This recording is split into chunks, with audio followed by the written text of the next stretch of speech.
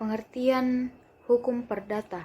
Istilah hukum perdata pertama kali diperkenalkan oleh Prof. Jojo Diguno sebagai terjemahan dari Berger Lich Krach pada masa kependudukan Jepang.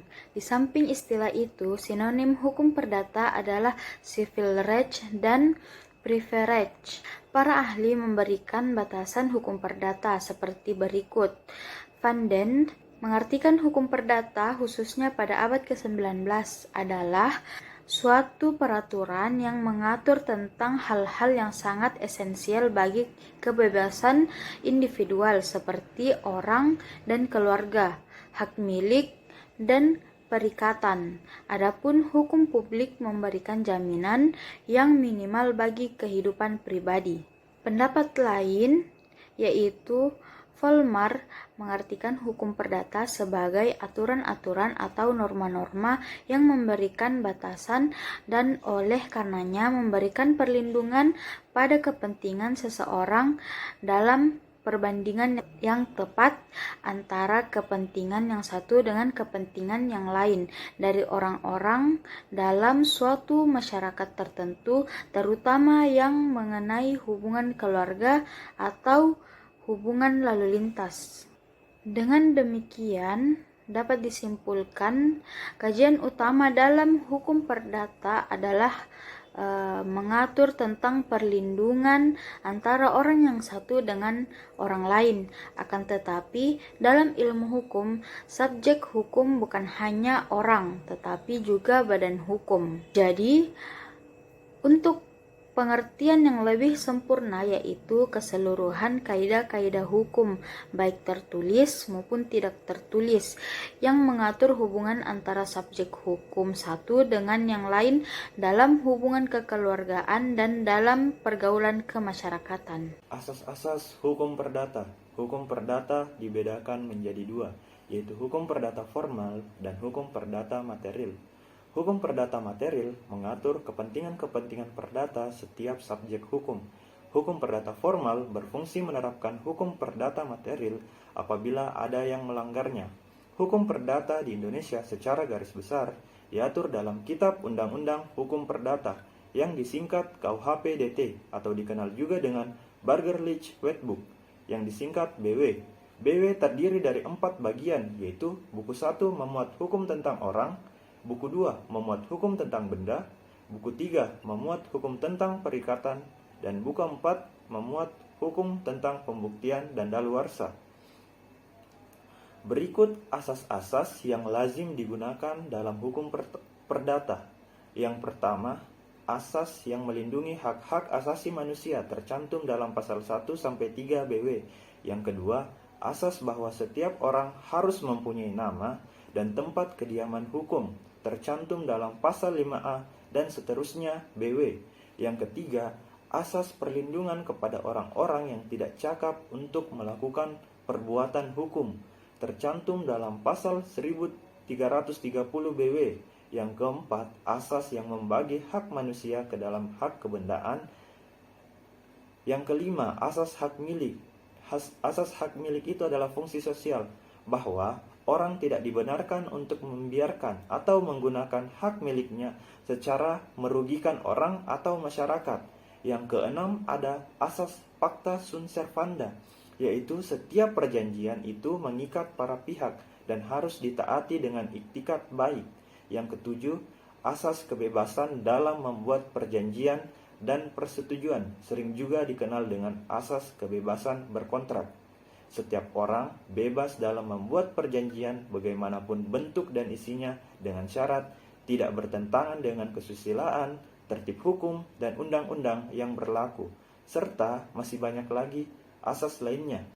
Baik, pengertian subjek hukum adalah pemegang dan kewajiban menurut hukum dalam kehidupan sehari-hari yang menjadi subjek hukum dalam sistem hukum Indonesia yang sudah tentu berdasar dari sistem hukum Belanda, yaitu terbagi menjadi dua. Yang pertama, orang dalam bentuk manusia pribadi, dan kedua, badan hukum sebagai subjek hukum. Baik, kita beralih ke poin pertama, yaitu orang dalam bentuk manusia pribadi. Menurut hukum, tiap-tiap seorang manusia sudah menjadi subjek hukum secara kodrati atau secara alami. Anak-anak serta balita pun sudah dianggap sebagai subjek hukum. Manusia dianggap sebagai hak mulai ia dilahirkan sampai dengan ia meninggal dunia.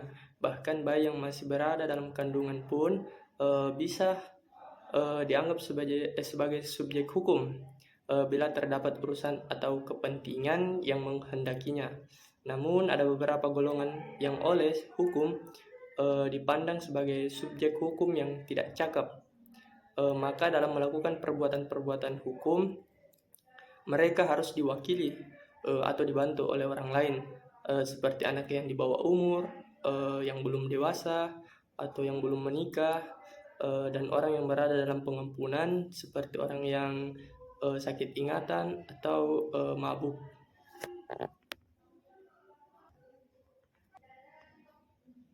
Baik, kita beralih ke poin kedua, badan hukum sebagai subjek hukum. Badan hukum adalah suatu badan yang terdiri dari kumpulan orang yang diberi status atau person oleh hukum sehingga mempunyai hak dan kewajiban.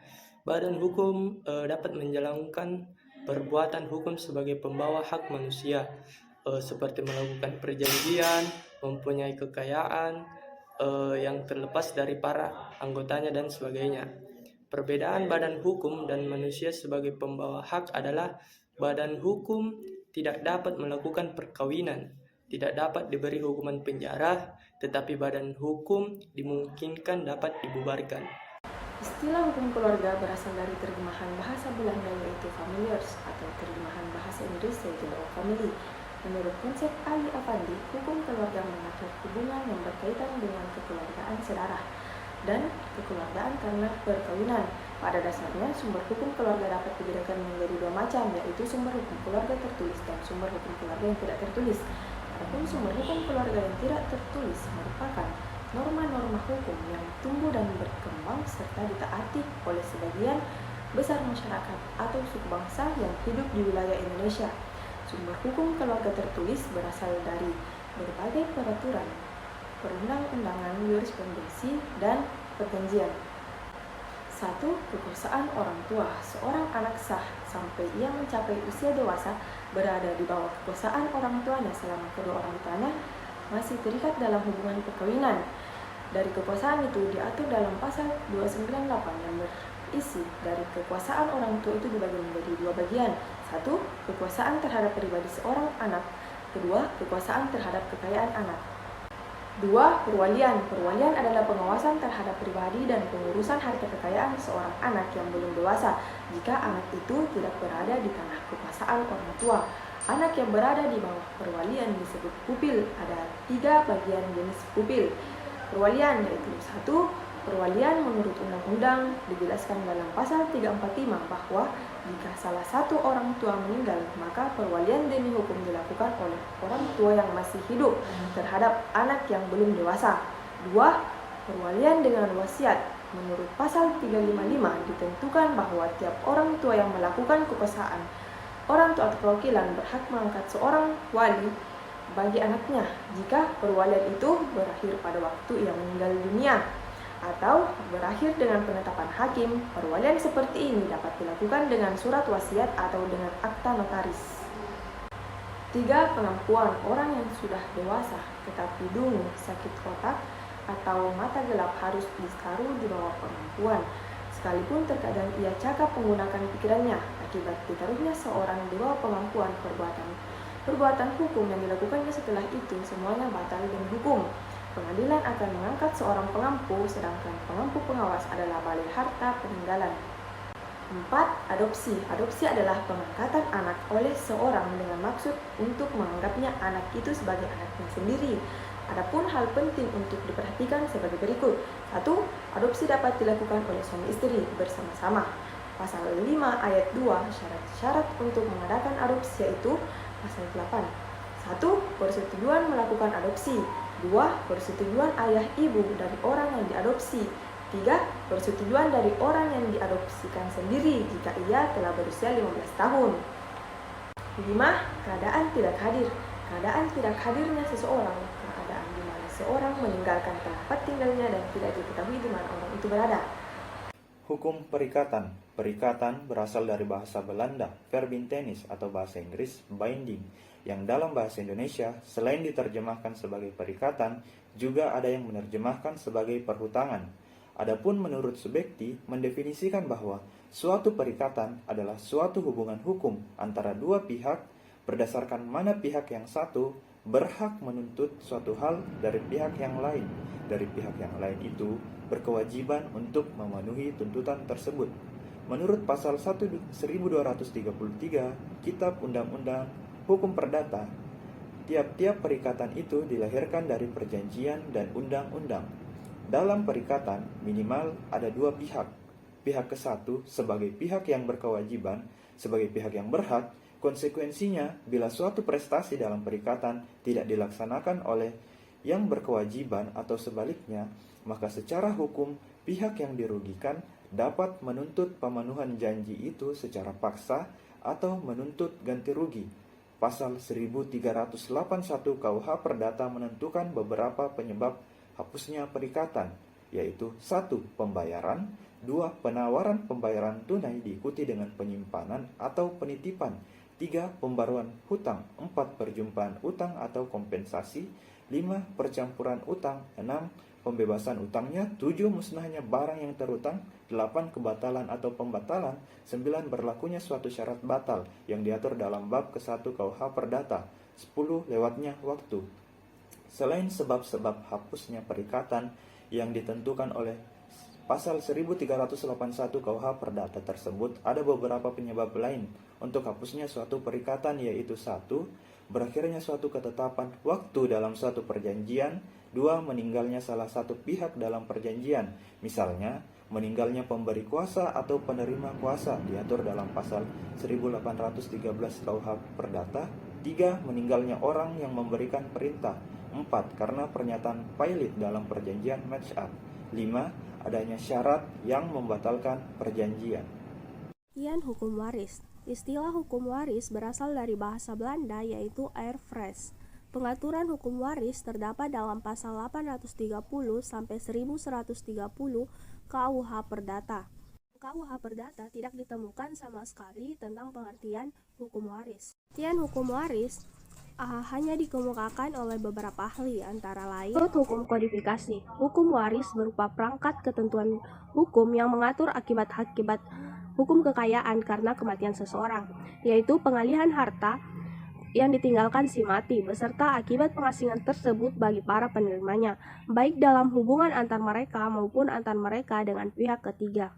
Menurut Subjektif, hukum waris adalah peraturan yang mengatur perpindahan kekayaan seseorang yang meninggal dunia kepada satu atau beberapa orang lain. Sedangkan menurut Volmar, hukum waris adalah peraturan yang mengatur akibat hukum dari kematian seseorang terhadap harta kekayaan. Menurut kompilasi hukum Islam, Inpers nomor 1 tahun 1991 pasal 171 huruf A, hukum waris adalah hukum yang mengatur tentang pemindahan hak kepemilikan harta peninggalan pewaris, menentukan siapa-siapa yang berhak menjadi ahli waris dan berapa bagian masing-masing.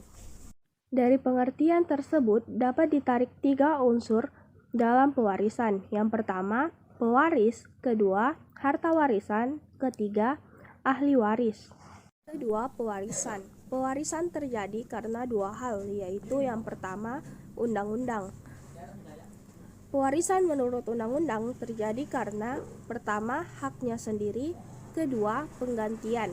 Syarat-syarat penggantian yaitu yang pertama, yang diganti mati terlebih dahulu dari pewaris.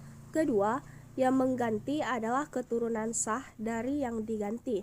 Ketiga, yang mengganti adalah anak dari orang yang berada di samping orang-orang yang berhak lainnya. 2. Wasiat. Pewarisan berdasarkan wasiat merupakan pembagian warisan kepada orang-orang yang berhak menerima warisan atas kehendak akhir atau wasiat si pewaris. Unsur-unsur wasiat terdiri dari akta, pernyataan kehendak, apa yang akan terjadi setelah ia meninggal dunia dapat dicabut kembali. Hukum perdata Islam dalam fikih Islam dikenal dengan istilah fikih muamalah, yaitu ketentuan hukum Islam yang mengatur hubungan antar orang perorangan.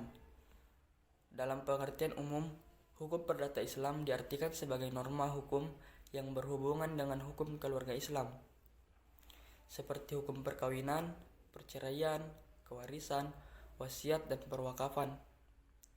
Sedangkan dalam pengertian khusus, hukum perdata Islam diartikan sebagai norma hukum yang mengatur hal-hal yang berkaitan dengan hukum bisnis Islam, seperti hukum jual beli, utang piutang, sewa menyewa, upah mengupah, syirkah atau syarikat, mudharabah, muza'arah, mukhabarah, dan lain sebagainya.